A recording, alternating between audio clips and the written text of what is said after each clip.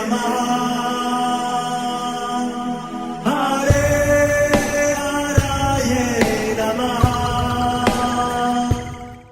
हरे कृष्णा। आज हम भगवत गीता अध्याय 14 श्लोक नंबर 11 सीखेंगे। चलिए शुरू करते हैं।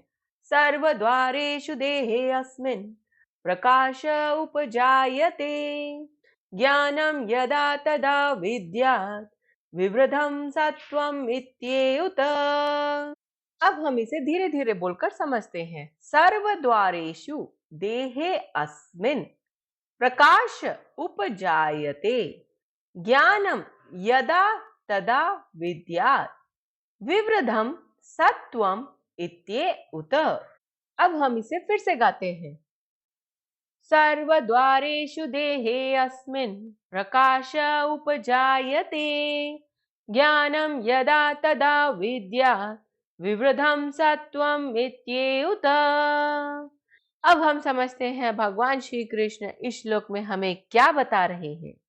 सतोगुण की अभिव्यक्ति को तभी अनुभव किया जा सकता है जब शरीर के सारे द्वार ज्ञान के प्रकाश से प्रकाशित होते हैं। हरे कृष्णा। चलिए अब हम महाप्रेम प्रभु जी से इस श्लोक के बारे में और अच्छे से समझते हैं। हरे कृष्णा जी। तो भगवान श्री कृष्ण अब अच्छे से सारे गुणों के लक्षण बताते हैं। कैसे हम पता करेंगे कि अभी हमारी अवस्था कैसी है? क्या अभी हम सत्व गुण में है, क्या हम अभी रजोगुण में है और क्या हम अभी तमोगुण में है? तो कैसे पता करेंगे? तो इसका उत्तर देते हुए भगवान श्री कृष्ण पहले सत्व गुण के बारे में बताते हैं और बताया जब कोई व्यक्ति सत्व गुण में होता है तो क्या होता है? सर्व द्वारेषु देहे अस्मिन् प्रकाश उपजायते। तो जितने भी दरवाजे हैं इस शरीर के वो क्या होते हैं? प्रकाशित हो जाते हैं। किससे प्रकाशित होते हैं? ज्ञान के द्वारा। जैसे कि कोई घर है जिसमें 9 दरवाजे हैं और अगर हर दरवाजे पे रोशनी लगाते हैं और एक सेंटर में रोशनी करते हैं तो सारे दरवाजे प्रकाशित हो जाते हैं। ऐसे ही जब अंतःकरण, हमारा अंतःकरण मुख्यतः मन और बुद्धि, इनमें अगर ज्ञान होता है तो उसको बोलते हैं अंतःकरण का प्रकाश, और जिसकी वजह से हम चीजों को सही तरीके से समझ सकते हैं। जैसे अगर अंधकार में आप कोई घर में जाते हैं तो आपको समझ में नहीं आएगा कि इस घर में क्या क्या है। क्या सांप है, बिच्छू है, छिपकली है या कुछ भी नहीं है। तो जब तक अंधकार रहता है तो व्यक्ति भ्रमित रहता है। जैसे ही रोशनी करते हैं तो सब चीजें समझ में आ जाती है। भाई घर एकदम साफ सुथरा है, कोई समस्या नहीं है। ऐसे ही सत्व गुण का प्रभाव क्या है? ज्ञान का प्रकाश। जो ज्ञान कहाँ से मिलता है? शास्त्रों के द्वारा, भगवान के भक्तों के द्वारा, और जो सत्व गुण में होते हैं उनके संग के द्वारा। तो क्या होगा? हमारे भीतर प्रकाश फैलेगा जिससे कि हमें चीजें अच्छे से समझ में आएगी कि क्या सही है, क्या गलत, क्या हमको करना है, क्या हमको नहीं करना है। तो यह है सत्व गुण का प्रभाव। तो हमें देखना है क्या हम ये ज्ञान जो मिल रहा है उसका कितना हम अपने जीवन में उपयोग में ला पा रहे। बहुत सारे ऐसे होते हैं जो ज्ञान तो बहुत होता है पर वास्तव में आचरण में नहीं लेके आते, और इसलिए हमें पता चलता है सत्व गुण का मतलब होता है उस ज्ञान को अपने जीवन में उतारना। और जब कोई निर्णय ले कि भी क्या करना है और क्या नहीं करना है, तब हमें इस ज्ञान का सहारा लेना। ये ऐसा है कि आप में से कई लोगों ने देखा होगा कि जब धुंध होती है और आप गाड़ी चलाते हो तो दिखाई नहीं देता अच्छे से। क्यों? क्योंकि इतना धुंध है कि दिखता ही नहीं कि सामने क्या आ रहा है। और इसीलिए भगवान हमें बताते हैं कि वास्तव में जो धुंध है, अंधकार है, वो बाहर नहीं है, हमारे भीतर है। और इसकी वजह से क्या समस्याएं आती है? बहुत सारी समस्याएं आती है। पहली समस्या ये आती है कि हमें पता नहीं चलता कि सही क्या है और गलत क्या है, और इसलिए हम निर्णय नहीं कर पाते।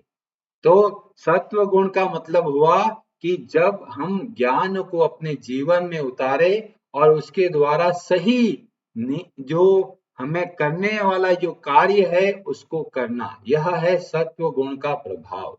और ये ऐसे ही नहीं आता, ये आएगा जब हम शास्त्रों का अध्ययन करते हैं, सत्संग करते हैं, तब हमें पता चलता है कि क्या सही है क्या गलत। नहीं तो अंधकार रहेगा तो हमें ऐसा लगता है अरे ये तो हमारी आवश्यकता है, पर पता चलता है ये हमारी आवश्यकता नहीं है, ये शरीर की आवश्यकता है। तो हम निर्णय कर पाते हैं कि हमारे लिए क्या आवश्यक है और क्या अनावश्यक। कई लोग सोचते हैं अरे बस एक बार कार खरीद लेते हैं तो बहुत आराम हो जाएगा। तो ये होता है जब हृदय में अंधकार रहता है तो हम समझ नहीं पाते क्या ये हमारी आवश्यकता है या नहीं। तो निर्णय करने की क्षमता मिलती है कि हमारे लिए क्या आवश्यक है, किसको करना है, किसको नहीं करना है। और बहुत सारी एक तीव्र इच्छा प्रकट होती है कि अरे ये खा लेता हूँ, ये कर लेता हूँ, अब ऐसा करूंगा, अब मेरा ऐसा व्यापार को दुगना करना है। तो ये जो जो इच्छाएं आती है तीव्र, वह भी क्या होता है, शांत होने लगती है। सत्व गुण को पता चलता है अरे इतना पैसा कमा कर करोगे क्या? क्या सबको कट्टे में भर के लेके जाओगे मजे करने के लिए? नहीं। तो सत्व गुण व्यक्ति के हृदय में एक संतोष की भावना होती है, सेटिस्फेक्शन होता है कि ये चीज मैं क्यों कर रहा हूं। एक पर्पस पता होता है, एक प्रयोजन पता होता है, और वो सोच समझ के कार्य करता है। इसलिए सतोगुणी व्यक्ति कैसा होता है? अपने परिवार की अच्छे से देख रेख करता है, अपने समाज की अच्छे से देख रेख करता है, और खुद के शरीर का भी ध्यान रखता है। तो यह है सत्व गुण का प्रभाव। और अगर ये सत्व गुण प्रकट करना है तो क्या करना है? हमें ऐसे लोगों का संग करना है जो सत्व गुण में है, क्योंकि संग का बहुत भारी प्रभाव पड़ता है। और अगर संग अच्छा नहीं होता तो सतोगुणी व्यक्ति भी तमोगुणी हो जाता है। और ये समझना बहुत जरूरी है, क्योंकि ये तीनों के तीनों रस्सियां है जो हमको इस संसार में बांध के रखा है। और इसीलिए भगवान हमारी बहुत सहायता कर रहे हैं। हमें पता ही नहीं था कि हमारे अंदर इतना अंधकार है। वो हमें तो लगता था अरे बाहर का अंधकार ही माना जाता है। और तुलसीदास जी रामचरितमानस में बहुत सुंदर तरीके से बताते हैं कि ये प्रकाश होगा कैसे।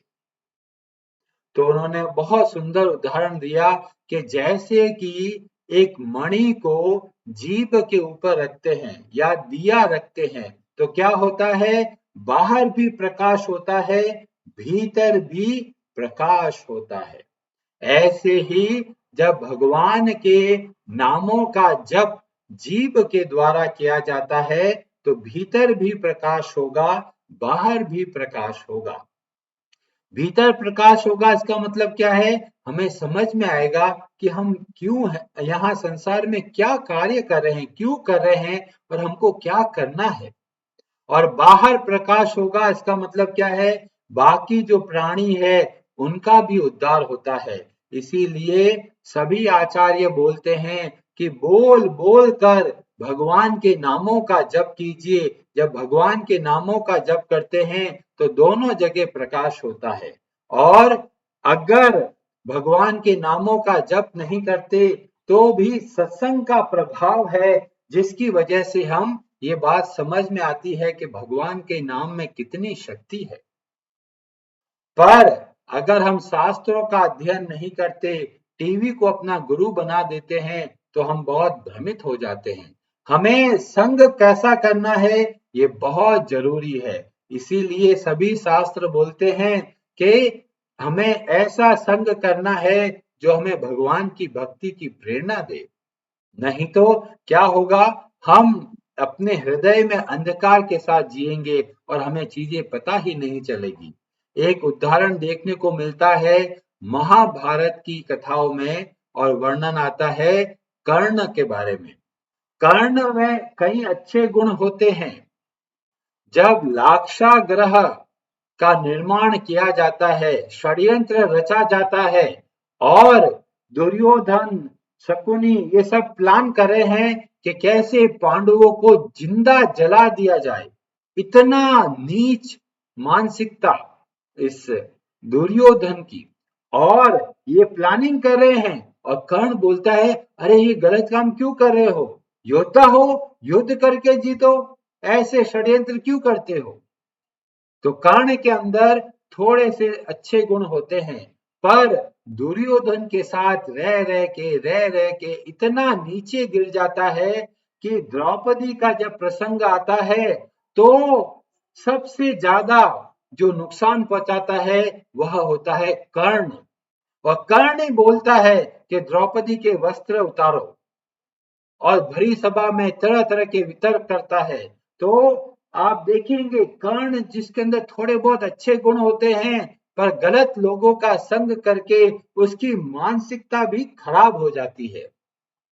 तो हमको भगवत गीता सावधान करता है कि हम कैसे लोगों का संग करते हैं, क्या हमको भक्ति में प्रेरणा देते हैं या हमको भक्ति से दूर लेके जाते हैं। और जो जीवन के मजे के लिए कहते हैं चलो घूम के आते हैं, मजे करते हैं, शॉपिंग करते हैं, तो ये व्यक्ति हमारे हितैषी नहीं है, हमारे जीवन में और अंधकार लेके आ रहे हैं।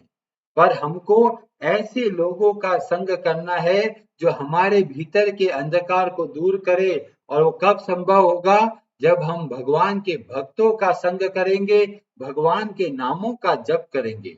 इसीलिए भगवत गीता के ज्ञान को हमें समझना है और अपने जीवन में उतारना है।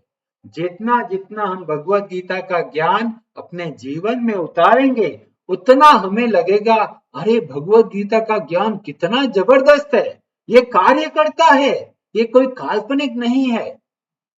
और इसीलिए आप अपने जीवन को सत्व गुण की ओर लेके जाए और सत्व गुण से आगे विशुद्ध सत्व गुण की ओर लेके जाना है। तो यह कैसे पता चलेगा, भक्तों के संग में। तुलसीदास जी रामचरितमानस में बताते हैं बिनो सत्संग विवेक न होए।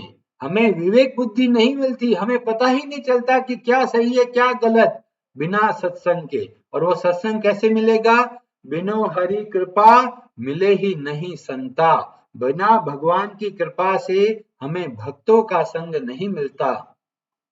और अगर भक्तों का संग मिल जाता है तो हमें उनको अपने जीवन में उतारना है, शिक्षाओं को, और आप देखेंगे बहुत भारी परिवर्तन होगा। हरे कृष्णा जी, आप सबका बहुत बहुत धन्यवाद। हरे हरे नमः।